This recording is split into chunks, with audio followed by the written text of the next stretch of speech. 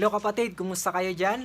Magandang hapon, gabi, umaga sa inyo dyan. Kumusta ang buhay? And I hope and I pray na nasa mabuti kayong kalagayan. Sabi nga doon, stay calm in every situation sa buhay po natin. Dahil talagang hindi natin hawak yung buhay natin sa mundong ito. Kaya hawak tayo ng ating Panginoon. Amen po ba?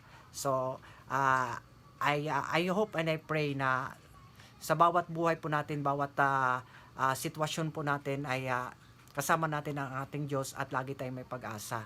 Kaya lagi tayong motivated sa salita ng Panginoon. At basahin na natin ang kanyang salita dahil siya yung guide sa buhay po natin sa mundong ito. Pag wala ang Diyos, tandaan po natin, wala tayong magagawa. Ang Diyos ay mananatiling Diyos kahit walang tao.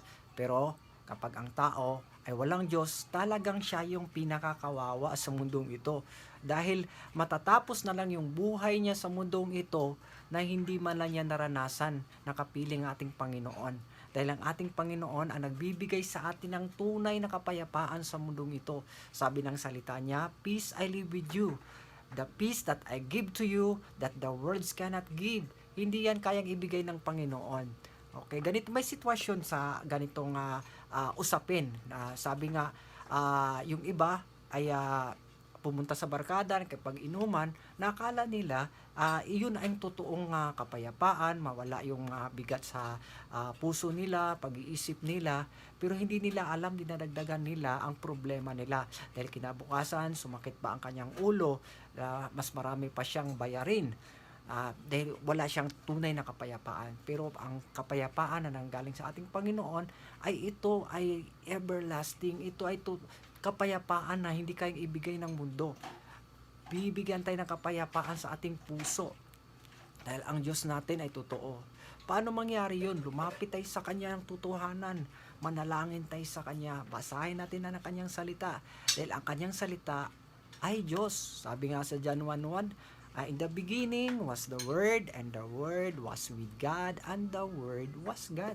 So, ang Diyos at ang salita niya ay isa lang.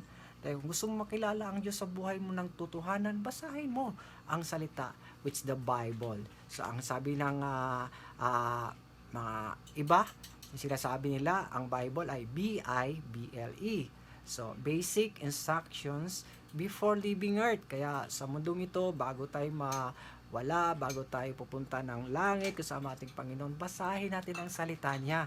Dahil ito yung pagkain ng ating spiritual. Kaya nga tayo nangihina, kaya nga tayo laging naiinis, magalitin tayo dahil spiritually kulang tayo. So, ano ang dapat natin gawin? Basahin natin yung basic instruction ng ating Diyos, which is the Word of God. Kaya I know anong Bible mga kapatid, sa mensaheng ito, I pray na napagpala ang bawat isa. So, God bless po. See you sa susunod na video.